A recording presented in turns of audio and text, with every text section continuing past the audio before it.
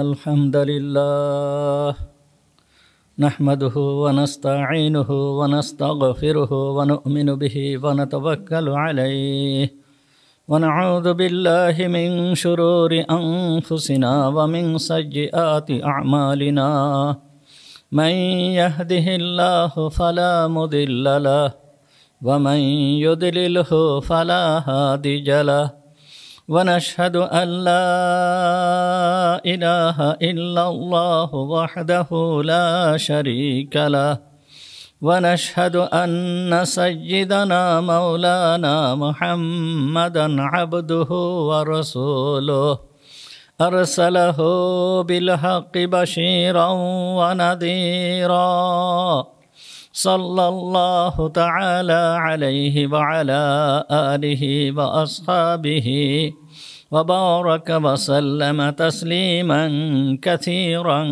كثيرا أما بعد فأعوذ بالله من الشيطان الرجيم بسم الله الرحمن الرحيم اذهبوا بقميصي هذا فألقوه على وجه أبي يرتد بصيرا صدق الله العظيم ونحن على ذلك من الشاهدين والشاكرين اللهم صل على محمد وعلى آل محمد كما صليت على إبراهيم وعلى آل إبراهيم إنك حميد مجيد اللهم بارك على محمد وعلى آل محمد كما باركت على إبراهيم وعلى آل إبراهيم إنك حميد مجيد سبحانك لا علم لنا إلا ما علمتنا اللهم انفعنا بما علمتنا فعلمنا ما ينفعنا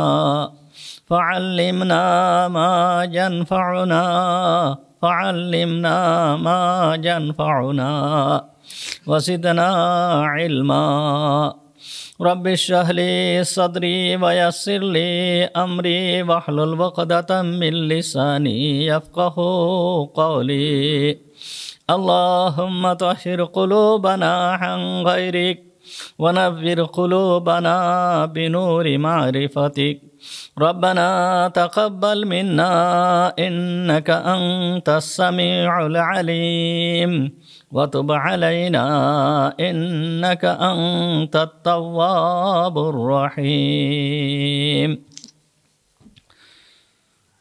আমরা দুরূদ শরীফ পড়ি আল্লাহুম্মা সাল্লি আলা মুহাম্মাদ ওয়া আলা আলি মুহাম্মাদ কামা সাল্লাইতা আলা ইব্রাহিম ওয়া আলা আলি ইব্রাহিম ইন্নাকা হামিদুম মাজিদ আল্লাহুম্মা বারিক আলা মুহাম্মাদ ওয়া আলা আলি মুহাম্মাদ কামা বারাকতা আলা ইব্রাহিম ওয়া আলা আলি ইব্রাহিম ইন্নাকা হামিদুম মাজিদ সমস্ত প্রশংসা সেই মহান রব্বুল আলামিনের জন্য যিনি আমাদেরকে আজকের এই পবিত্র জুমার দিনে জুমার নামাজ পড়তে আসার তৌফিক দান করেছেন এই জন্য আমরা সবাই বলি আলহামদুলিল্লাহ। আমাদের পূর্বের আলোচনা চলতেছিল সূরা ইউসুফ সম্পর্কে। এই আলোচনা অনেক দিন পর্যন্ত এই আলোচনা বাদ রাখা হয়েছে। এখন থেকে আশা করতেছি আল্লাহ তাআলা যদি তৌফিক দান করেন তাহলে বাকি যেইটুকু আছে সূরা ইউসুফের ধারাবাহিকভাবে এইটুকু আলোচনা করার আশা করতেছি আল্লাহ তাআলা যদি তৌফিক দান করেন। পূর্বে আলোচনা করা হয়েছিল সূরা ইউসুফের 92 নম্বর আয়াত পর্যন্ত। আজকে সূরা ইউসুফের 93 নম্বর আয়াত তেলাওয়াত করা হয়েছে। এই আয়াতের ভিতরে পূর্বের আয়াতের ভিতরে বলা হয়েছে যে হযরত ইউসুফ আলাইহিস সালামের ভাইদের সঙ্গে ইউসুফ আলাইহিস সালামের পরিচয় ঘটল।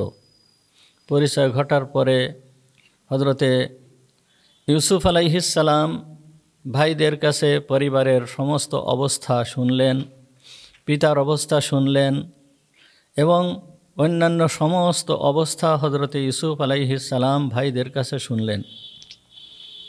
শোনার পরে ভাইয়েরা হযরত ইয়াকুব আলাইহিস সালামের একটা চিঠি হযরত ইউসুফ আলাইহিস সালামকে দিয়েছিল, যেই চিঠির ভিতরে হযরত ইয়াকুব আলাইহিস সালাম মিশরের বাদশাকে উদ্দেশ্য করে উনি চিঠি লিখেছিলেন এবং তার ভিতরে ওনার নিজের অবস্থা বর্ণনা করেছিলেন। হযরত ইউসুফ আলাইহিস সালাম যেই সময় ওনার এই চিঠি পড়লেন, চিঠি পড়ে আর নিজেকে ধরে রাখতে পারলেন না, তখন উনি নিজের পরিচয় ভাইদের সামনে দিয়ে দিলেন। দিয়ে দেওয়ার পরে ভাইরা স্বীকার করলো যে তোমার সঙ্গে আমরা যে কাজ করেছিলাম এটা আমাদের অন্যায় হয়েছিল, তোমাকে যে কূপের ভিতরে ফেলে দিয়েছিলাম ছোট বয়সে এটা নিশ্চয়ই আমাদের অন্যায় হয়েছিল, তোমার সঙ্গে যেই আচরণ আমরা করেছিলাম এটা আমাদের অন্যায় হয়েছিল, সুতরাং তুমি আমাদেরকে ক্ষমা করে দাও। হযরত ইউসুফ আলাইহিস সালাম সাথে সাথে ভাইদেরকে ক্ষমা করে দিয়েছিলেন এবং ইউসুফ আলাইহিস সালাম তার যে জামা ছিল এই জামা ভাইদের কাছে দিয়ে বললেন, ইযহাবু বিকামিসি হাদা ফাআলকুহু আলা ওয়াজহি আবি ইয়াতি বাসীরা।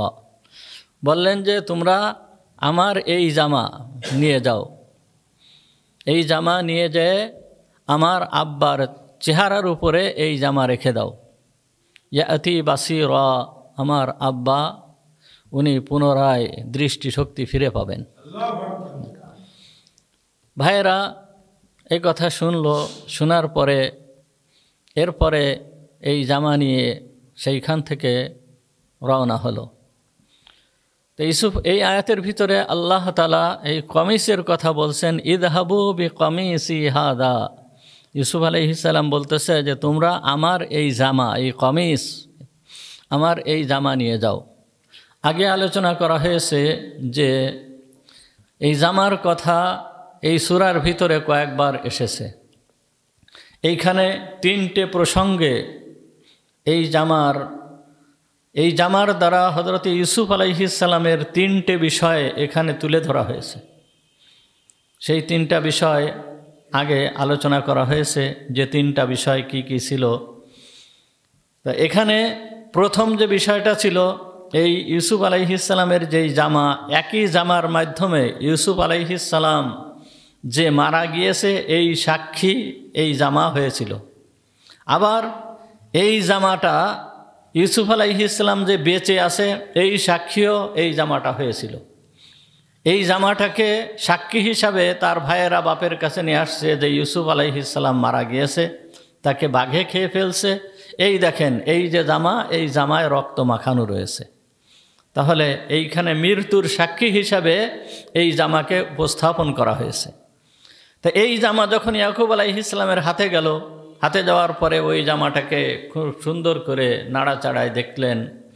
দেখার পরে ইয়াকুব আলাইহিস সালাম বলতেছেন, আমি আজকের দিনে পূর্বে এত চতুর কোনো বাঘকে আমি দেখি নাই, যেই বাঘে কোনো জামার ভিতরের থেকে, কোনো পোশাকের ভিতরের থেকে ওই ব্যক্তিকে নিয়ে গিয়েছে আর সেই জামাটা এইভাবে অক্ষত অবস্থায় পড়ে রয়েছে, এই রকম চতুর বাঘ আমি আজকের দিনের পূর্বে আর কোনো দিন দেখি নাই। তার মানে ইয়াকুব আলাইহিস সালাম বোঝাতে চাইলেন যে তোমরা যে কথা বলতেছো এই কথা একটুও সঠিক না। যদি ইউসুফকে বাঘেই খেয়ে ফেলবে তাহলে তার জামা এইভাবে না ছিঁড়ে অক্ষত অবস্থায় কিভাবে থাকবে? সুতরাং তোমাদের এই কথা সঠিক না। ইয়াকুব আলাইহিস সালাম তখন বললেন, ফাসবরুন জামিল ওয়াল্লাহুল মুস্তাআনু আলা মা তাসিফুন। আমি এখন সবর করব, ধৈর্য ধারণ করব, তোমরা যেই সমস্ত জিনিস বানায় নিয়ে আসছো এরপরে আমি ধৈর্য ধারণ করব, আর আল্লাহ তাআলাই সব থেকে বড় সহায়ক। এই কথা হযরত ইউসুফ আলাইহিস সালাম বললেন। তাহলে একই জামা মৃত্যুর সাক্ষী হিসাবে ভাইয়েরা পেশ করলো, আর সেই জামাকে ইয়াকুব আলাইহিস সালাম ইউসুফ আলাইহিস সালামের জীবিতের সাক্ষী হিসাবে এইটাকে ধরে নিলেন। তৃতীয় নম্বর যেই ঘটনা এই জামার দ্বারা হয়েছে, দেখেন ঘটনা আপনাদের সামনে আলোচনা করা হয়েছে, ওই ঘটনাকে আর পুনরায় আলোচনা করতে চাচ্ছি না। মূল যে বিষয়টা, হযরতে ইউসুফ আলাইহিসসালামকে নিয়ে হযরতে ইউসুফ আলাইহিসসালামের সাথে জুলাইখা তার মনের যে খারাপ উদ্দেশ্য পূরণ করতে চেয়েছিল, তা ইউসুফ আলাইহিসসালাম যখন ঘর থেকে দৌড় দিয়েছিল, দৌড় দেওয়ার পরে জুলাইখা পিছনে পিছনে দৌড় দিয়েছিল।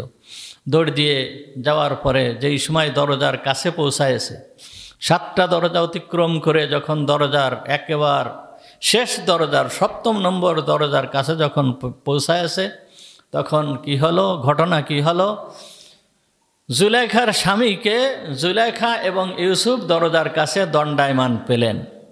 তো যখন জুলেখা তার স্বামীকে দরজার কাছে দণ্ডায়মান পেল, এই যে মুহূর্তটা, এই জিনিসটা জুলেখার স্বামী নিজে চোখে দেখে ফেললেন। দেখে ফেলার সঙ্গে সঙ্গে এই সময়ে জুলেখার স্বামী তো আশ্চর্য হয়ে গেছে, একই ব্যাপার। তখন জুলেখা কি করেছিল, সে সমস্ত দোষ ইউসুফ আলাইহিসসালামের উপরে দিয়ে দিয়েছিল। ইউসুফ আলাইহিসসালামের উপরে কিভাবে দোষ দিল, তখন জুলেখা তার স্বামীকে বলল, মান আরাদা বি আহলিকা সুআন ইল্লা আন ইউসজানা আও আযাবুন আলীম, যেই ব্যক্তি তোমার স্ত্রীর সঙ্গে খারাপ উদ্দেশ্য চরিতার্থ করতে চায়, এই ব্যক্তির কঠিন শাস্তি হওয়া দরকার, আর নয়তো তাকে জেলখানায় পুরে রাখা দরকার। এই যে ইউসুফ আলাইহিসসালামের বিরুদ্ধে যে অভিযোগ করল জুলাইখা, এই অভিযোগ থেকে মুক্তি পাওয়ার কোনো পথ ইউসুফ আলাইহিসসালামের কাছে খোলা ছিল না। আমরা যদি দেখি, এই অবস্থার থেকে মুক্তি পাওয়ার কোনো পথ নাই, ইউসুফ আলাইহিসসালামের মুক্তি পাওয়ার কোনো পথ নাই, যেহেতু এই বাড়ির লোকেরা সব তো জুলেখার অধীনে চাকরি করে।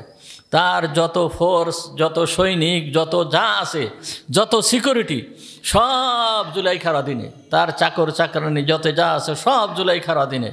জুলাইখার বিপক্ষে কেউ কথা বলবে না, জুলাইখার পক্ষে কেউ কথা বলবে না।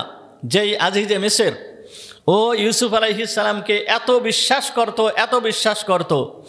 বিশ্বাস করা সত্ত্বেও ওই আজিজে মিসর ইউসুফ আলাইহিসসালামের উপরে খারাপ ধারণা করে বসল।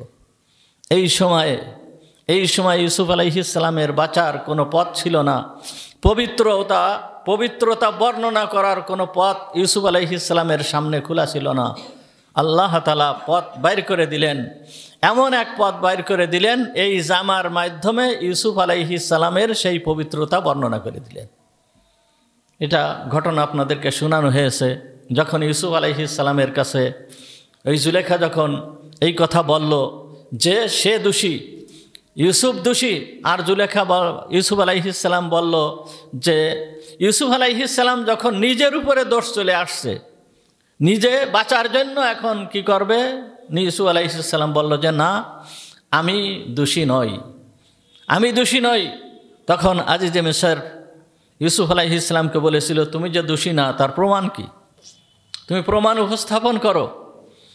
আল্লাহ তাআলা ইউসুফ আলাইহিসসালামকে জানায় দিলেন তার প্রমাণ কি হবে। আল্লাহ তাআলা ইউসুফ আলাইহিসসালামকে জানায় দিয়েছিলেন, ওই যে এই বাড়ির ভিতরে যে ছোট্ট একটা বাচ্চা আছে, যেই বাচ্চাটার কান্নাকাটির আওয়াজ তুমি শুনতে পাচ্ছ, ওই বাচ্চাটাই তোমাকে সাক্ষী দিবে। তা এই ছোট্ট বাচ্চা যে কথা বলতে পারে না, দোলনার ভিতরে, সেই বাচ্চা কিভাবে সাক্ষী দিবে? এই বাচ্চা কি করে সাক্ষী দিবে? আর সে গেল এক কথা। দ্বিতীয় আর এক কথা হচ্ছে, যেই ব্যক্তি না বালেগ, যে এখনো পর্যন্ত বালেগ হয় নাই, সে সাক্ষী দেওয়ার উপযুক্ত না, সে সাক্ষী দিতে পারে না, তার সাক্ষী গ্রহণযোগ্য হয় না। তৃতীয় নম্বর আর একটা হচ্ছে, যেই ব্যক্তি সাক্ষী দিবে তার ওই জায়গায় উপস্থিত থাকা লাগবে। উপস্থিত থেকে বিষয়টা তার দেখতে হবে, জানতে হবে, শুনতে হবে, স্বচক্ষে তার দেখা লাগবে, তাহলে ওই ব্যক্তি সাক্ষী দিতে পারবে। কিন্তু এই বাচ্চাটার তো কোনো কিছুই নাই। 1 নাম্বার হচ্ছে সে কথা বলতে পারে না, 2 নাম্বার হচ্ছে সে নাবালেগ, 3 নাম্বার হচ্ছে যে সে ওই স্থানে উপস্থিত নাই, সে এই স্থানে উপস্থিত ছিল না, সুতরাং তার সাক্ষী কিভাবে গ্রহণযোগ্য হবে, সাক্ষী সে কিভাবে দিবে? আল্লাহ তাআলা এমন এক পদ্ধতি দিয়ে দিয়েছেন যে ওই বাচ্চার মুখে সাক্ষী দেওয়া লাগবে না, ওই বাচ্চাই নিজেই এমন একটা বিষয় উপস্থাপন করেছে, যে এমন একটা রহস্য উপস্থাপন করেছে। ওই বাচ্চাকে সামনে আনা হয়েছে, সামনে আনার পরে ওই বাচ্চাকে বলা হয়ে, ওই বাচ্চা কাছে যখন জিজ্ঞেস করা হয়েছে, জিজ্ঞেস করার পরে আজিজে মিসরকে লক্ষ্য করে বলতেছে, তুমি দেখো ওই জামার যদি বাম পিছন দিক দিয়ে ছিঁড়া থাকে তাহলে জুলাইখা মিথ্যাবাদী, ইউসুফ সত্যবাদী, আর যদি জামার সামনের দিক দিয়ে ছিঁড়া থাকে তাহলে জুলাইখা সত্যবাদী, ইউসুফ মিথ্যাবাদী। এইটা তুমি দেখো। এই যে রহস্য, এই যে হেকমত বলে দিল, এই হেকমত বলে দেওয়ার পরে এরপরে আজিজে মিসর জামাকে তলব করলো যে জামা কই? জামা সামনে আনা হলো, দেখা গেল কি জামার পিছনের পাশ ছিঁড়া রয়েছে, জামার পিছনের পাশ ছিঁড়া রয়েছে। তা যখন জামার পিছনের পাশ ছিঁড়া রয়েছে তখন এ কথা আর বুঝতে বাকি থাকলো না যে ইউসুফ আলাইহিস সালাম নির্দোষ, এতে বিন্দুমাত্র কোনো সন্দেহ নাই। এই মুআমালা, এই মামলা এইখানেই এইভাবেই পরিষ্কার হয়ে গেল। ইউসুফ আলাইহিস সালাম যে পবিত্র এটা সবাই বুঝতে পারলো এবং জানতে পারলো। তাহলে জামার মাধ্যমে, পোশাকের মাধ্যমে, এই কমিস এর মাধ্যমে আল্লাহ তাআলা হযরতে ইউসুফ আলাইহিস সালামের পবিত্রতা বর্ণনা করে দিলেন। ইউসুফ আলাইহিস সালাম যে পবিত্র এইটা বর্ণনা করে দিলেন। তাহলে পোশাকের গুরুত্ব ইসলামের ভিতরে অপরিসীম, পোশাকের গুরুত্ব ইসলামের ভিতরে অপরিসীম।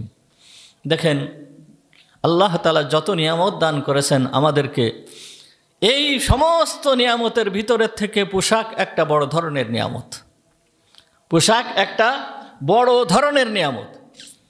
যত মাখলুক আল্লাহ তাআলা সৃষ্টি করেছেন, দেখেন আমরা যদি একটু তাকাই বিভিন্ন মাখলুকের দিকে, বিভিন্ন সৃষ্টির দিকে যদি আমরা তাকাই, তাহলে আমরা কি দেখতে পাই? প্রত্যেকটা মাখলুকের পোশাক আছে। একটা গাছ যা প্রাণী নয়, এর দিকে যদি আমরা তাকায় দেখি তাহলে এই গাছেরও পোশাক আছে। এই গাছের কি আছে? গাছের ছাল আছে। আল্লাহ তাআলা গাছের ছাল দিয়ে দিয়েছেন, প্রত্যেকটা গাছের ছাল আছে। এই ছালটাকে যদি কোনো ব্যক্তি কেটে নিয়ে যায়, কেউ কোনো গাছের ছালকে কেটে নিল, দেখবেন ওই ছালটা আবার পুরা হয়ে যায়, ওইখানে ওই ছালটা আবার পুরা হয়ে যায়। তাহলে যত গাছ আছে, জীব যেইগুলো আছে, এই উদ্ভিদ যেইগুলো আছে, এইগুলোর প্রত্যেকটা গাছের ছাল আছে। তাহলে গাছের দিকে যদি তাকানো হয় তাহলে দেখা যাচ্ছে যে প্রত্যেকটা গাছের ছাল আছে, প্রত্যেকটা গাছের পোশাক আছে। এরপরে যদি জীবের দিকে তাকানো হয়, জীবজন্তুর দিকে যদি আমরা তাকাই তাহলে দেখতে পাই যে প্রত্যেকটা জীবের পোশাক আছে। 1 নম্বর জীবের পোশাক বলতে 2 ধরনের পোশাক। একটা হচ্ছে তার গুপ্ত স্থান ঢাকা, তার লজ্জা স্থান ঢাকা। লজ্জা স্থান ঢাকার জন্য আল্লাহ তাআলা তাদেরকে এমনভাবে সৃষ্টি করে দিয়েছেন যে লজ্জা স্থান ঢাকতেছে। হয়তো কোনো প্রাণী লেজ দিয়ে লজ্জা স্থান ঢাকা, যেই সমস্ত আমাদের গরু ছাগল যেগুলো যা আছে এইগুলোর লেজ দিয়ে লজ্জা স্থান ঢাকা। কোনো প্রাণীকে আল্লাহ তাআলা এমন বানিয়ে দিয়েছেন যে তাদের লোম দিয়ে, শরীরের যে পশম আছে এই পশম দিয়ে লজ্জা স্থান ঢাকা। আবার কোনো প্রাণী এমন আছে যে শরীরের চামড়া দিয়ে তাদের লজ্জা স্থান ঢাকা। এই রকমভাবে লজ্জা স্থান ঢেকে দেওয়া এই হচ্ছে এক ধরনের পোশাক। তা প্রত্যেকটা পশুর ভিতরে, প্রত্যেকটা প্রাণীর ভিতরে যদি আমরা তাকাই তাহলে দেখতে পারি যে প্রত্যেকটা প্রাণীর লজ্জা স্থান ঢাকার জন্য আল্লাহ তাআলা এক ধরনের সিস্টেম করে দিয়েছেন। আর এই প্রাণীর সৌন্দর্যের জন্য আল্লাহ তাআলা আরেকটা ব্যবস্থা করেছেন। সেইটা হচ্ছে হয়তো কোনো প্রাণীর শরীরে পশম দিয়ে দিয়েছেন, অথবা কোনো প্রাণীর শরীরে পাখা দিয়ে দিয়েছেন। যেরকম পাখির শরীরের ভিতরে আল্লাহ তাআলা পাখা দান করেছেন, পাখা দিয়ে দিয়েছেন। তা দেখেন একটা প্রাণী, একটা ধরেন আপনার বাড়িতে যেই গরুটা বা ছাগলটা আছে, এই ছাগলটার দিকে যদি আপনি তাকান, ওই ছাগলটার শরীরে যদি পশম না থাকে তাহলে ওই ছাগলটাকে কেমন দেখা যাবে একটু চিন্তা করে দেখেন। আর পশম দ্বারা যখন ঢেকে দিয়েছে আল্লাহ তাআলা, তখন এই প্রাণীটাকে কেমন দেখা যায়। পশমকে আল্লাহ তাআলা বিভিন্ন রঙের করে দিয়েছেন, বিভিন্ন কালার বানিয়ে দিয়েছেন। কোনো প্রাণীর পশম এত সুন্দর ডিজাইন করে দিয়েছেন, এত সুন্দর রং দিয়ে দিয়েছেন, যা বলে বোঝানো যাবে না। যেই রকম জিব্রা, জিরাফ এগুলোর দিকে যদি তাকাই বা এই ধরনের প্রাণীর দিকে যদি তাকাই, ঘোড়ার ও এমন এমন রং আল্লাহ তাআলা দিয়েছেন যেই রঙে আশ্চর্য হয়ে যেতে হয়। তাহলে এই সমস্ত প্রাণীর জন্য আল্লাহ তাআলা পোশাক নির্ধারণ করেছেন, এটা সম্পূর্ণ আল্লাহ তাআলার কুদরত। কিন্তু পাখির ভিতরে দেখেন, পাখির ভিতরে আল্লাহ তাআলা কত সুন্দর পোশাক দিয়ে দিয়েছেন।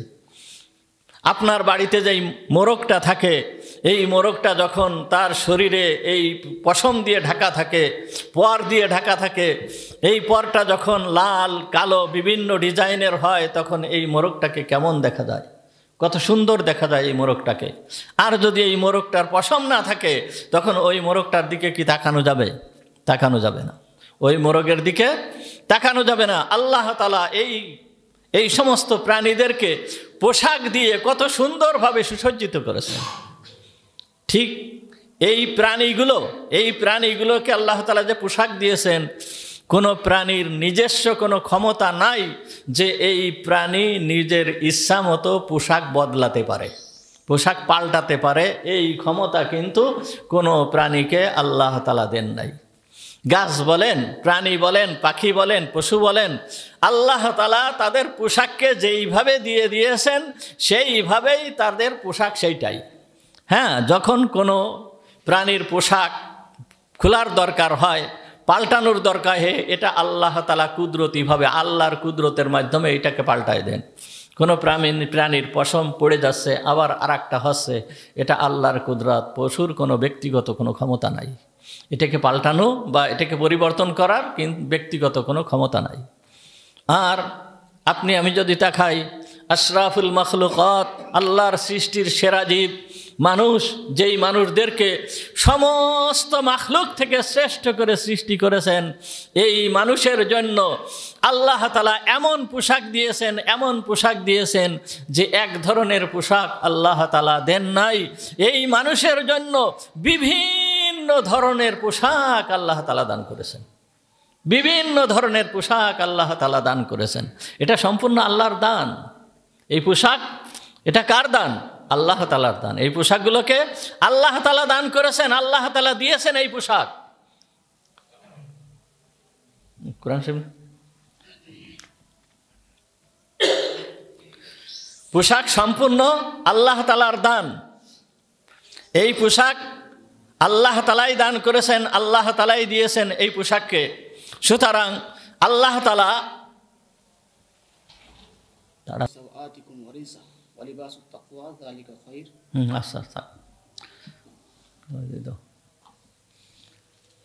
আল্লাহ তাআলা সূরা আরাফের ভিতরে বলতেছেন, ইয়া বানি আদম ইন্না আনসালনা আলাইকুম লিবাসান ইউআরি সাওআতিকুম। ইয়া বানি আদম, হে বনি আদম, ইন্না আনসালনা ইলাইকুম লিবাসা, হে বনি আদম, আমি তোমাদের জন্য প্রেরণ করেছি, পাঠাইছি, অর্থাৎ সৃষ্টি করেছি, লিবাসান, কি পোশাক। আমি তোমাদের জন্য কি পোশাক সৃষ্টি করেছি। কে বলতেছেন? আল্লাহ তাআলা বলতেছেন সূরা আরাফের ভিতরে, যেই পোশাকের দ্বারা ইউআরি সাওআতিকুম, যেই পোশাকের দ্বারা তোমরা কি করবা? তোমাদের লজ্জা স্থানকে আবৃত করবা। এই পোশাকের মাধ্যমে তোমরা কি করবে? তোমাদের লজ্জা স্থানকে আবৃত করবে। কে বলতেছেন? আল্লাহ। তাহলে আল্লাহ তাআলা যে পোশাক দিয়েছেন, এই পোশাকের মাধ্যমে এক নম্বর হচ্ছে লজ্জা স্থান আবৃত করবে। দ্বিতীয় নম্বর আল্লাহ তাআলা বলতেছেন ওয়ারিশা, এবং সৌন্দর্যের জন্য আমি তোমাদেরকে এই পোশাক দান করেছি। যেই রকম পাখি যেই রকম তার পাখা দিয়ে তার শরীরের সৌন্দর্য বৃদ্ধি করে তার পাখা দিয়ে, তার শরীরের পশম দিয়ে, ওই রকম রিসা তোমাদের সাজ সজ্জার যেই সমস্ত জিনিস এইগুলো আমি অবতীর্ণ করেছি, আমি দান করেছি। তাহলে আল্লাহ তাআলা বলতেছেন যে পোশাককে কি করেছি? আমি অবতীর্ণ করেছি, আমি পোশাককে সৃষ্টি করেছি। এটা কার কথা? আল্লাহ তাআলার কথা। এখানে আল্লাহ তাআলা ইয়া আইয়ুহাল্লাযীনা আমানু বলেন নাই, হে ঈমানদার ব্যক্তিরা একথা বলেন নাই, হে মুসলমানরা একথা বলেন নাই, হে আহলে কিতাবরা একথা বলেন নাই। অনেক জায়গায় আল্লাহ তাআলা বলছেন ইয়া আইয়ুহাল্লাযীনা আমানু, ইয়া আহলাল কিতাব, হে ঈমানদার ব্যক্তিরা, হে আহলে কিতাব একথা বলেন নাই। সমগ্র জগতের সমগ্র মানব জাতিকে লক্ষ্য করে আল্লাহ তাআলা বলতেছেন ইয়া বানি আদম, হে আদমের সন্তানেরা, কদ আনসালনা আলাইকুম লিবাসা, আমি তোমাদের জন্য পোশাক অবতীর্ণ করেছি, ওয়ারিশা, এবং সাজ সরঞ্জামের যেই সমস্ত উপকরণ এইগুলোকে আমি অবতীর্ণ করেছি। তাহলে যত পোশাক যত যা কিছু আছে এইগুলো কার তৈরি? কার? আল্লাহর। এই নিয়ামত আল্লাহ তাআলার। একটা পোশাক মানুষের পক্ষে তৈরি করা সম্ভব না। হ্যাঁ, মানুষ এই পোশাকের উপাদানগুলো দিয়ে সে একটা পোশাক তৈরি করতেছে কষ্ট করে, এইটা মানুষের কাজ। কিন্তু পোশাক তৈরির জন্য যেই সমস্ত উপকরণ লাগে এ একটাও মানুষ সৃষ্টি করতে পারে না। সর্বপ্রথম সাধারণত পোশাক সৃষ্টি হয় কিসের থেকে? তুলা থেকে। কিসে থেকে? তুলা থেকে, সুতা থেকে।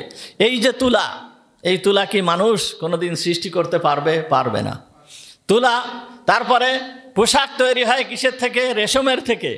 এই রেশমের যে সুতা এইগুলো পোকার মাধ্যমে তৈরি হয়, এটাও মানুষের সৃষ্টি করা সম্ভব না। পোশাক তৈরি হয় কিসের থেকে? তুলার থেকে, পশমের থেকে। পশুর যেই সমস্ত পশম আছে, ভেড়ার পশম, অন্যান্য পশুর যেই সমস্ত পশম আছে, এই পশমের থেকে পোশাক তৈরি হয়। এই পশুও মানুষ সৃষ্টি করতে পারে না। পশুর গায়ের যে পশম আছে এইগুলো মানুষ সৃষ্টি করতে পারে না। এইগুলো কার সৃষ্টি? আল্লাহর সৃষ্টি। দেখেন আল্লাহ তাআলার কি কুদরত। আপনি আমি যদি একটু চোখ বুলাই, একটু লক্ষ্য করি, তাহলে আপনি আমি বুঝতে পারবো আল্লাহ তাআলা আমাদেরকে চোখ কান সমস্ত কিছু দিয়েছেন আল্লাহ তাআলার কুদরত বোঝার জন্য। কিন্তু আমরা সেইগুলো বুঝিও না, বোঝার চেষ্টাও করি না। বুঝিও না, বোঝার চেষ্টাও করি না। আল্লাহ দেখেন, পোশাক, তুলার থেকে যে পোশাক হয়, আমাদের কোনো ব্যক্তি আছে কি পরিমাণ পোশাক ব্যবহার করতেছি চিন্তা করে দেখেন তো। আমাদের যারা একটু সচ্ছল ব্যক্তি তাদের বাড়িতে কি পরিমাণ পোশাক আছে, চাই নিজের পোশাক হোক, চাই ছেলেমেয়ের পোশাক হোক, চাই স্ত্রীর পোশাক হোক, কি পরিমাণ পোশাক এক একটা পরিবারের ভিতরে রয়েছে। কিন্তু এই পোশাক তৈরি করার যেই সমস্ত উপাদান, ধরেন তুলা, পশম, এইগুলোকে আমরা এই পরিমাণ দেখতে পারতেছি? তুলা গাছ কি আমাদের সামনে এত আছে? কি পশম, যেই সমস্ত প্রাণীর থেকে পশম হয়, এই সমস্ত পশম উৎপাদনের যেই সমস্ত প্রাণী, এইগুলোকে আমরা এত আমাদের সামনে দেখতে পারতেছি না। কিন্তু তারপরও কি পোশাক কম আছে? বলেন, পোশাক কম আছে? এই শীতের সময়ে আল্লাহ তাআলার কুদরত দেখেন। এই শীতের সময়ে এই আপনি আমি শীতে কষ্ট পাবো, এই জন্য আল্লাহ তাআলার কুদরত দেখেন যে সমগ্র মানব জাতির জন্য আল্লাহ তাআলা কত বড় সুন্দর ব্যবস্থা করে রাখছেন। এই যে ধরেন আমার শরীরে যেই জামাটা, এই যে জামার উপরের যেই জিনিসটা আছে, এটাকে কোটি বলে সাধারণত, যাই হোক, এইটা যদি দর্জির কাছ থেকে বানাতে হয়, তৈরি করতে হয়, শুধু দর্জি এর মজুরি নেবে কমপক্ষে 4000 টাকা। কত? 4000 টাকা। 4000 টাকার কম আপনি এইটা বানাতে পারবেন না। এর মজুরি নেবে কত? 4000 টাকা। আর 4000 টাকা যদি মজুরি নেয় তাহলে এর কাপড় আছে, কাপড় টাপড় দিয়ে অন্যান্য দিয়ে তাহলে আর কি পরিমাণ খরচ। কিন্তু আল্লাহ তাআলার কুদরত দেখেন, আল্লাহ তাআলা কত বড় মহান, কত বড় ক্ষমতাবান, কত বড় কুদরত তার, যে আপনি এই ইনস্টিটিউটের মাঠে যাবেন, কি শনিবারে বা মঙ্গলবারে ইনস্টিটিউটের মাঠে যাবেন, এই সমস্ত ড্যাম আপনার সামনে ঝুলায় ঝুলায় বিক্রি করতেছে।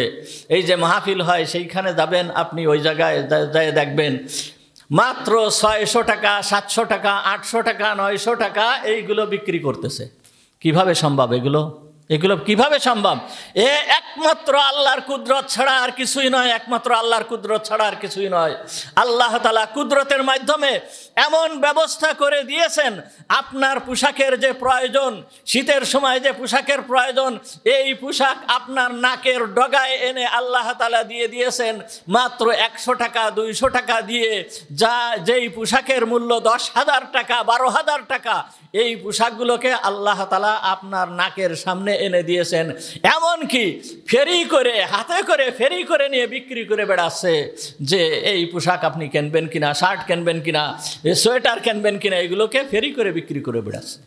এগুলো সম্পূর্ণ আল্লাহ তাআলার কুদরত, সম্পূর্ণ আল্লাহ তাআলার কুদরত। আল্লাহর কুদরত ছাড়া আর কিছুই নাই। আল্লাহ তাআলা এই জন্য সূরা আরাফের কত 26 নম্বর আয়াতের ভিতরে বলতেছেন, ইন্না আনসালনা আলাইকুম লিবাসা, আমি তোমাদের জন্য কি করেছি? পোশাক অবতীর্ণ করেছি, যেই পোশাকের মাধ্যমে তোমরা কি করবে? তোমাদের লজ্জা স্থানকে ঢাকবে এবং তোমাদের শ্বাস সরঞ্জাম যা হবে এইটাকে তোমরা গ্রহণ করবে। এই জন্য আমি তোমাদের জন্য পোশাক অবতীর্ণ করেছি। তাহলে পোশাকের গুরুত্ব কত, পোশাকের গুরুত্ব কত আপনি আমি একটু চিন্তা করে দেখি। এরপরে আল্লাহ তাআলা বলতেছেন, সমগ্র জগৎবাসীর জন্য পোশাক রয়েছে। কি আগেই বললাম, মাখলুক কিন্তু পোশাক পরিবর্তন করতে পারে না। মাখলুকের পোশাক পরিবর্তন করার কোনো ক্ষমতা নাই, সে পোশাক পরিবর্তন করতে পারে না। কোনো প্রাণী পোশাক পরিবর্তন করতে পারে না।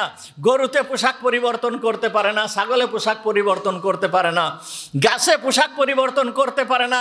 কিন্তু হে আশরাফুল মাখলুকাত, হে আদম সন্তান, তোমাদেরকে আমি বড় ভালোবাসি, তোমাদেরকে আমি বড় ভালোবাসি। তোমাদেরকে এমন কায়দা করে দিয়েছি, তুমি নিজের ইচ্ছা মতন তোমার পোশাককে পরিবর্তন করতে পারো। তুমি তোমার নিজের ইচ্ছা মতন তোমার পোশাককে পরিবর্তন করতে পারো। আল্লাহ তাআলা এইবার বিশেষ করে উদ্দেশ্য করে বলতেছেন যে তোমাদের পোশাক কি হবে, তোমার পোশাক কি হবে, তুমি কোন ধরনের পোশাক পরবা। আল্লাহ তাআলা পরক্ষণে বলতেছেন, ওয়া লিবাসুত তাকওয়া হুয়া খায়র, তাকওয়ার পোশাক এইটাই হচ্ছে তোমার জন্য মঙ্গলজনক, তোমার জন্য লাভজনক হচ্ছে কোন পোশাক? তাকওয়ার পোশাক।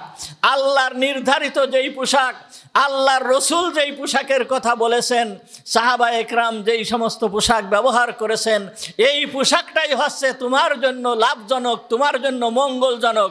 এই পোশাকটা তোমার জন্য মঙ্গলজনক। একথা কে বলতেছেন? আল্লাহ বলতেছেন, রসুলও না, অন্য কোনো লোকও না, অন্য কোনো মানুষও না।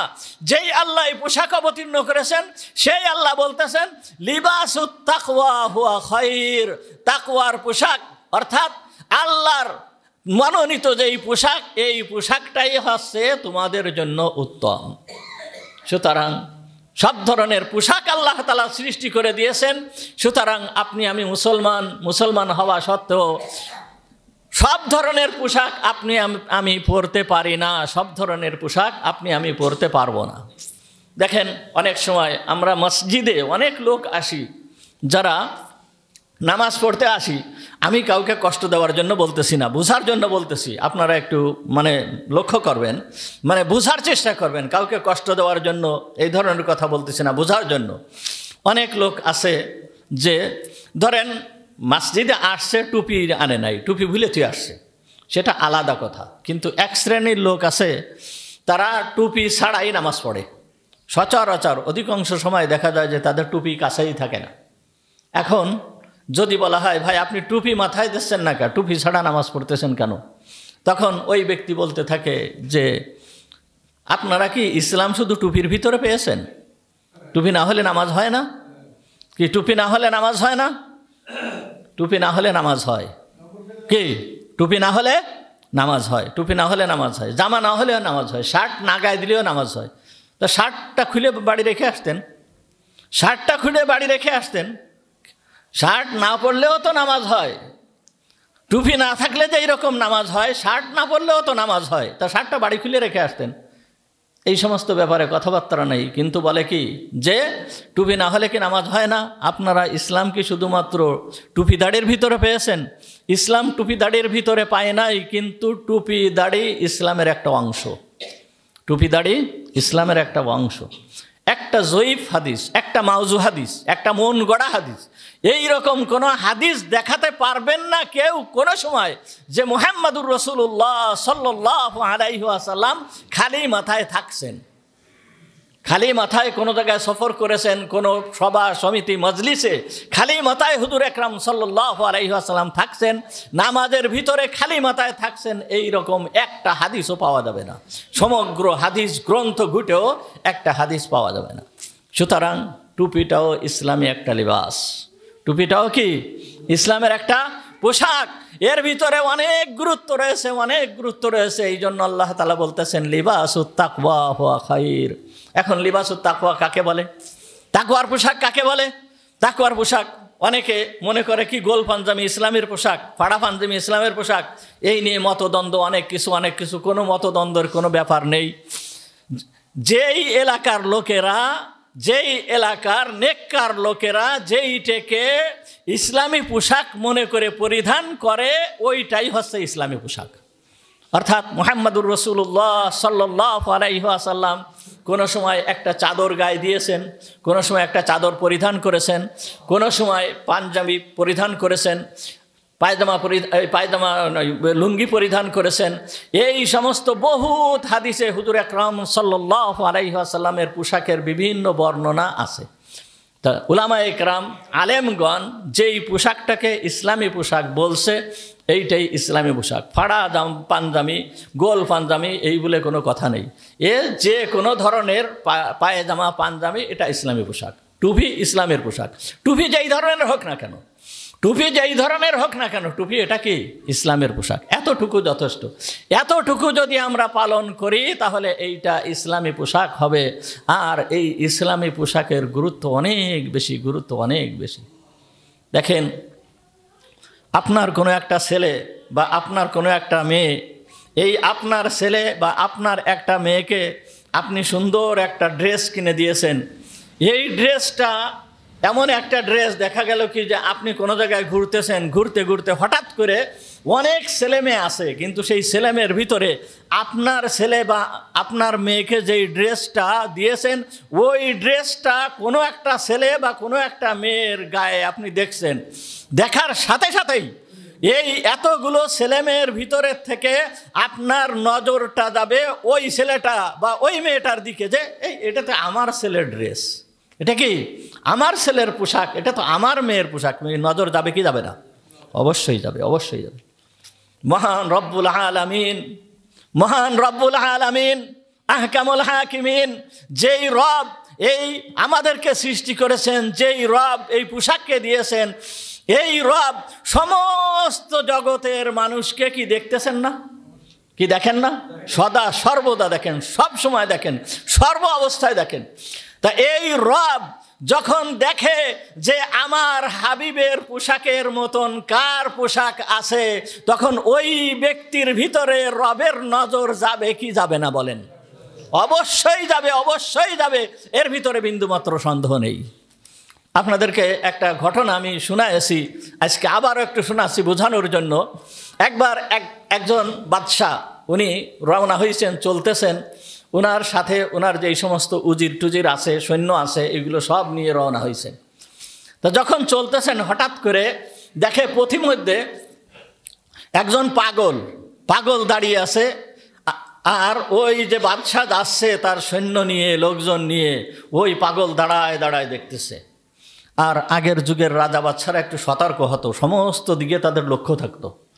ওই পাগলকে দেখে ওই বাদশাহ থমকে দাঁড়ায় গেছেন, দাঁড়ায় যায় ওই অবস্থা দেখতেছেন, কিন্তু থমকে দাঁড়ায় গেছেন কিসের কারণে? ওই বাদশাহ সমস্ত লোকজন যখন যাচ্ছে, পাগল দাঁড়ায় দাঁড়ায় দেখতেছে। আর ওই বাদশাহ যখন তার সামনে দিয়ে গেছে, পাগল হেসে পড়েছে, পাগল হেসে দিয়েছে। এখন বাদশাহ বলতেছে যে এই দাঁড়াও, সবাইকে দাঁড় করাইছে, দাঁড় করায় বলতেছে যে এই যে পাগল তোমাদের সবাইকে দেখলো, তোমাদের সবাইকে দেখে কাউকে দেখে হাসলো না, কিন্তু আমাকে দেখে হাসলো কেন? তখন যেই সমস্ত লোকেরা ছিল তারা বলল যে হুজুর, পাগলের আর কি আছে, ওর কি কোনো বুদ্ধি শুদ্ধি আছে না? কোনটা দেখে হাসে, কোনটা দেখে কান্দে, ওর যখন যেই রকম মন চায় সেই রকম করে। তা ওর এই সমস্ত হাসা কান্না কি গ্রহণযোগ্য নাকি? তা বলতেছে যে না, তা না, এর হাসার ভিতরে অবশ্যই কারণ আছে। কি কারণে হাসছে এটা তোমরা খুঁজে বের করো। এখন খোঁজা শুরু করছে, কিন্তু খুঁজতে খুঁজতে তারা ওই পাগলের হাসার কারণ পেল না। এখন বাদশাহ অনেক সময় পরে বাদশাহ বলে, হ্যাঁ আমি পেয়ে গেছি, হ্যাঁ আমি পেয়ে গেছি। তখন বলতেছে, হুজুর কি কারণ বলেন তো? তখন বলতেছে, দেখো পাগলের মাথায় একটা টুপি আছে। পাগলের মাথায় কি আছে? একটা টুপি আছে, আর আমার মাথায়ও একটা টুপি আছে। এই টুপিতে টুপিতে যখন মিল দেখছে তখন পাগল খুশি হয়ে গেছে। ও তখন কি করেছে? হেসে দেছে। আর তোমাদের মাথায় টুপি নেই, সুতরাং কে তোমাদের দেখে কি করে নাই? এই পাগল হাসে নাই। উদাহরণটা দেখেন, মহান রব্বুল আলামিন যখন দেখেন তার হাবিবের রঙে রঙিন যারা হয়েছে তাদের দিকে অবশ্যই অবশ্যই এই সমস্ত ব্যক্তিদের নজর পড়ে যায়, এই সমস্ত ব্যক্তিদের নজর পড়ে যায়। এ বলে বোঝানো যাবে না। মূসা আলাইহিস সালামকে আল্লাহ তাআলা ফিরাউনের দরবারে পাঠালো, ফিরাউনকে হিদায়ত করার জন্য এবং এই জাতিকে হিদায়ত করার জন্য মূসা আলাইহিস সালামকে প্রেরণ করলো। মূসা আলাইহিস সালাম এই জাতির কাছে আসলো, এসে তাদের কাছে দাওয়াত দিল। দাওয়াত দেওয়ার পরে তারা দাওয়াত গ্রহণ করলো না। মূসা আলাইহিস সালামকে আল্লাহ তাআলা দুইটা মুজিজা অর্থাৎ অলৌকিক ঘটনা আল্লাহ তাআলা দিয়েছিলেন। এই অলৌকিক ঘটনা দুইটা কি ছিল? যে হাতের লাঠি ছেড়ে দিলে সাপ হয়ে যেত, আর হাত বগলে নিয়ে এই হাতকে আবার বের করার সাথে সাথে লাইটের মতন হাতের এইখান দিয়ে আলো বের হতো। এই দুইটা মুজিজা অর্থাৎ অলৌকিক ঘটনা এই দিয়ে আল্লাহ তাআলা মূসা আলাইহিস সালামকে ফিরাউনের কাছে প্রেরণ করেছিল। তা যখন মূসা আলাইহিস সালাম ফিরাউনের কাছে এসে দাওয়াত দিল, দাওয়াত দেওয়ার পরে ফিরাউন বলল যে তুমি যে আল্লাহর পক্ষ থেকে প্রেরিত হয়েছো, আল্লাহ তোমাকে পাঠিয়েছে, এর প্রমাণ কি? তখন প্রমাণ হিসাবে পেশ করলো দুইটা মুজিজা।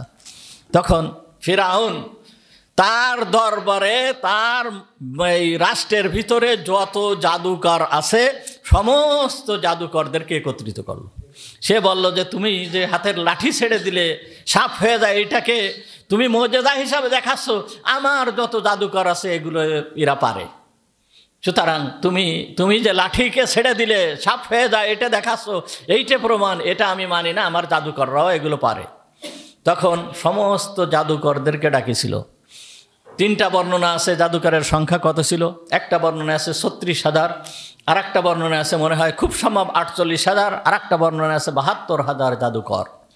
সমগ্র জগতের ভিতরে ওই সময়ে এই 72,000 জাদুকরদেরকে ডাকা হয়েছিল। আর এই জাদুকররা ওই যুগের সব থেকে শ্রেষ্ঠ শিক্ষিত ছিল। সেই সময় ছিল জাদুবিদ্যার প্রচলন। মূসা আলাইহিস সালামের ওই যুগে জাদুবিদ্যার প্রচলন ছিল। সুতরাং এই জাদুকররা ছিল সব থেকে বড় জ্ঞানী, সব থেকে বড় বুদ্ধিজীবী, সব থেকে বড় শিক্ষিত। এদেরকে সব থেকে বড় শিক্ষিত হিসাবে ধরা হতো। সরকারি পর্যায়ে থেকে এদেরকে বেতন দেওয়া হতো, গাড়ি বাড়ির ব্যবস্থা করা হতো। এখন এই জাদুকরদেরকে ডাকা হলো। জাদুকরদেরকে ডেকে বলল, দেখো এই মূসা যে আমার এখানে খাওয়া দাওয়া করছে, আমার এখানে লালিত পালিত হয়েছে, আর এখন সে বলতিছে যে সে নাকি নবী হয়ে আসছে, আর সে প্রমাণস্বরূপ দুইটা মুজিজা, দুইটা অলৌকিক ঘটনা পেশ করতেছে, এই যে লাঠি ছেড়ে দিলে সাপ হয়ে যায়। তা তোমরা কি এই মূসার মোকাবেলা করতে পারবা না? এই লাঠি দিয়ে সাপ বানায় দেখাতে পারবা না? তখন বলতেছে অবশ্যই পারবো, আমরা জাদুবিদ্যায় আমরা পারদর্শী না, আমরা তো বহুত বড় পণ্ডিত জাদুবিদ্যায়, সুতরাং আমরা এই লাঠি ছেড়ে দিয়ে সাপ বানায় দিতে পারবো। এখন যখন এই কথা বলছে, বলার পরে ও তো খুশি হয়ে গেছে। খুশি হয়ে দেওয়ার পরে বলতেছে যে আমরা যদি জয়লাভ করি তাহলে আপনি আমাদেরকে কি পুরস্কার দেবেন, আমাদের বেতন ভাতা এইগুলো বৃদ্ধি করবেন কি করবেন না, এই সমস্ত বিভিন্ন ধরনের দাবি দেওয়া। তখন বলতেছে এই সব দাবি দেওয়া তো থাকলোই, এবং তারপরে তোমরা আমার বিশেষ ব্যক্তি হিসাবে তোমাদেরকে আমি গ্রহণ করব। তোমরা একেবারে আমার বিশেষ লোক হিসাবে তোমাদেরকে আমি গ্রহণ করব। এই কথা বলার সঙ্গে সঙ্গে এই জাদুকররা জাদুবিদ্যা এই জাদুর প্রতিযোগিতার জন্য ময়দানে নেমে গেছে। সমগ্র ময়দান ভরা, বিশাল মাঠ ভরা লোক ভর্তি। এই জায়গায় এই জাদুবিদ্যার প্রতিযোগিতা চলতেছে, জাদুর প্রতিযোগিতা চলতেছে। মূসা আলাইহিস সালাম আসছে, মুসা আলাইহিস সালাম আসার পরে দেখেন এই জাদুকররা মুসা আলাইহিস সালামের প্রতি যথাযথ সম্মান প্রদর্শন করছে। তারা যদিও জাদুবিদ্যা দেখাতে আসছে, যারা কি করছে যথাযথ সম্মান প্রদর্শন করছে মুসা আলাইহিস সালামকে। এসে বলতেছে যে আমরা তো জাদু প্রতিযোগিতার জন্য এখানে একত্রিত হয়েছি, তাই প্রতিযোগিতার জন্য আপনার হাতে যে লাঠি আছে এই লাঠি কি আপনি আগে ছাড়বেন না আমরা আগে ছাড়বো? অনুমতি চাচ্ছে। মুসা আলাইহিস সালাম বলল যে তোমরা ছাড়ো। কে? তোমরা ছাড়ো। তখন এই তারা মাথায় করে লাঠি এনে এনে মাঠ ভরে ছাড়তে লাগলো। যখন ওই লাঠি ফেলে দিচ্ছে, ফেলে দেওয়ার সঙ্গে সাপ হয়ে যাচ্ছে, সাপ হয়ে সারা মাঠ ভরে গেছে। সমস্ত জাদুর সাপ সমগ্র মাঠ ভরে কিলবিল কিলবিল করতেছে। এই রকমভাবে বিশাল মাঠ ভরা সাপ আর সাপ। এরপরে কি করলো মুসা আলাইহিস সালাম? এইবার মনের ভিতরে একটু ভয়ের মতন এসে গিয়েছে। আল্লাহ তাআলা তখন মুসা আলাইহিস সালামকে বলল যে খবরদার তুমি ভয় করে না, হাতের যে লাঠি আছে ছেড়ে দাও। মুসা আলাইহিস সালাম হাতের লাঠি ছেড়ে দিলেন। ছেড়ে দেওয়ার সঙ্গে সঙ্গে এমন আকৃতির এক সাপ হয়ে গেল, যেই সাপে ওই সাপগুলোকে এক এক করে খাওয়া শুরু করলো। খাওয়া শুরু করার সঙ্গে সঙ্গে সমস্ত যত সাপ ছিল মুহূর্তের ভিতরে সাপ ক্লিয়ার, একটা সাপও নেই। এই অবস্থা যখন জাদুকররা দেখছে, জাদুকররা দেখার সঙ্গে সঙ্গেই এই তারা একেবারে মুসা আলাইহিস সালামের উপরে ঈমান এনে তারা ইসলাম ধর্ম গ্রহণ করে ফেলছে।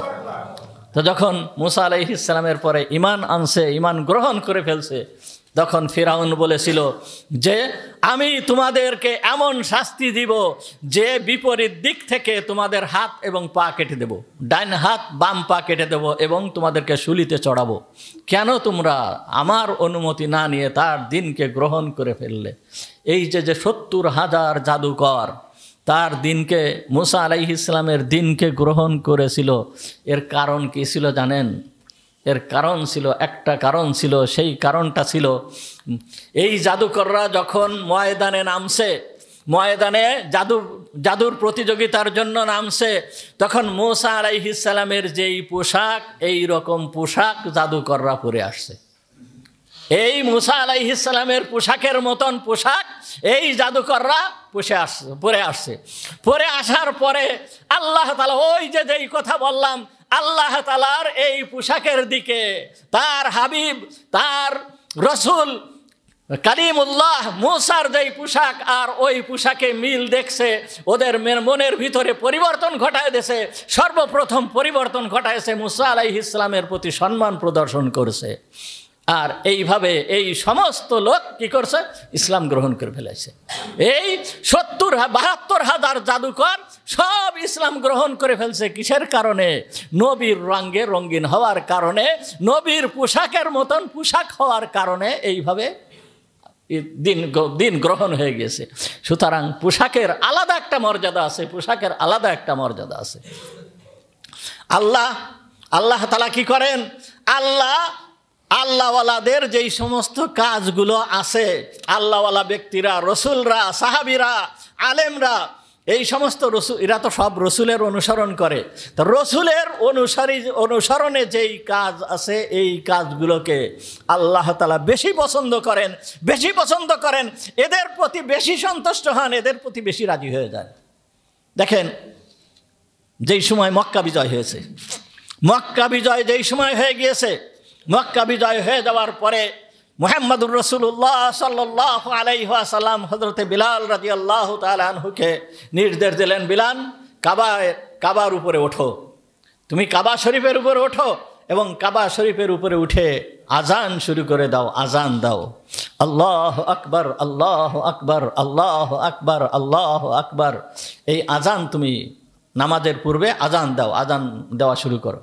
হযরতে বিলাল রাদিয়াল্লাহু তাআলা আনহু কাবা শরীফের উপরে উঠলেন, উঠে ওইখানে আজান দেওয়া শুরু করলেন। যখন হযরতে বিলাল রাদিয়াল্লাহু তাআলা আনহু কাবার ওইখানে উঠে আজান দেওয়া শুরু করতেছেন, মক্কার বহু মানুষরা এই আজান শুনতেছে, যারা এখনো পর্যন্ত ইসলাম গ্রহণ করে নাই। অনেকে বিভিন্ন ধরনের মন্তব্য করতেছে, বিভিন্ন ধরনের কথাবার্তা বলতেছে। আজ বিলাল হাবশি, যে হচ্ছে গোলাম, গোলামের বাচ্চা, গোলাম যার কোনো পরিচয় নেই, আজ সে কাবার উপরে উঠছে, কাবার উপরে উঠে আল্লাহর আজানের ধ্বনি সে উচ্চারণ করতেছে, এই রকম ধরনের কথা বলতেছে। আবু বকর কি এই সমাজের ভিতরে নাই? ওমর কি এই সমাজের ভিতরে নাই? আলী কি নাই? উসমান নাই? তারা কি আজান দিতে পারে না? এই বিলাল আজান দিচ্ছে, কুৎসিত কালো ধরনের একটা ব্যক্তি এই কাবার উপরে উঠে আজান দিচ্ছে। কিন্তু তোমাদের পছন্দ না হলে কি হবে? আল্লাহ তাআলার এই আজান পছন্দ। কার? আল্লাহ তাআলার এই আজান পছন্দ। বিলালকে তোমাদের পছন্দ না হলে কি হবে? এই বিলালকে পছন্দ করে মহান রব্বুল আলামিন, আরশের মালিক মুহাম্মদুর রাসূলুল্লাহ সাল্লাল্লাহু আলাইহি ওয়াসাল্লাম যেই সময় মেরাজে গিয়েছেন, মেরাজে যে বিলাল রাদিয়াল্লাহু তাআলা আনহুর পায়ে যে খড়ম, এই খড়মের শব্দ জান্নাতের ভিতরে শুনে আসছেন। বুখারী শরীফের ভিতরে পরিষ্কারভাবে হাদিস আসছে। বিলাল রাদিয়াল্লাহু তাআলা আনহুর মর্যাদা কোথায়? এই বিলাল রাদিয়াল্লাহু তাআলা আনহুর এই আজানের ধ্বনি একটা ছোট্ট একটা বালক, ছোট্ট একটা বাচ্চা, এর মতন হবে ছোট্ট একটা বাচ্চা, এই বাচ্চাটা ওই আজানের ধ্বনি শুনছে। আজানের ধ্বনি শুনে ওই বিলাল রাদিয়াল্লাহু তাআলা আনহুকে ব্যঙ্গ করে ওই আজানের ধ্বনি উচ্চারণ করা শুরু করছে। আল্লাহু আকবার, আল্লাহু আকবার, আল্লাহু আকবার, আল্লাহু আকবার, এই আজানের ধ্বনি উচ্চারণ করতেছে। যখন আজানের ধ্বনি উচ্চারণ করতেছে, মুহাম্মদুর রাসূলুল্লাহ সাল্লাল্লাহু আলাইহি ওয়াসাল্লাম এটা শুনছে এবং দেখছে এই ছোট্ট বাচ্চা, এই বাচ্চা আজানের ধ্বনি উচ্চারণ করতেছে। তখন হুজুর আকরাম সাল্লাল্লাহু আলাইহি ওয়াসাল্লাম, যেহেতু সে ব্যঙ্গ করে উচ্চারণ করতেছে, কিন্তু যেহেতু বিলালের আজানের ধ্বনি উচ্চারণ করছে, হুজুর কাছে গেলেন, কাছে যেয়ে বলতেছে, এই বাচ্চা এদিকে আসো।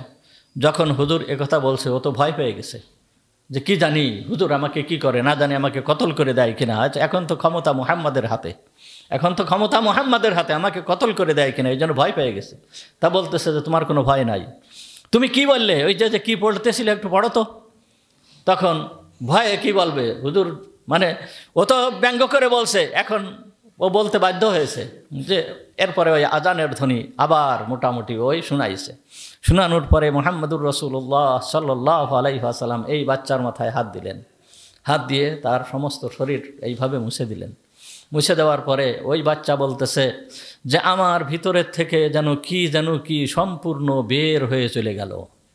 যেই মূর্তি বা এই ধরনের যেই সমস্ত আমার মনের ভিতরে এই সমস্ত খারাপ যেই সমস্ত জিনিস ছিল, এইগুলো যেন বের হয়ে গেল।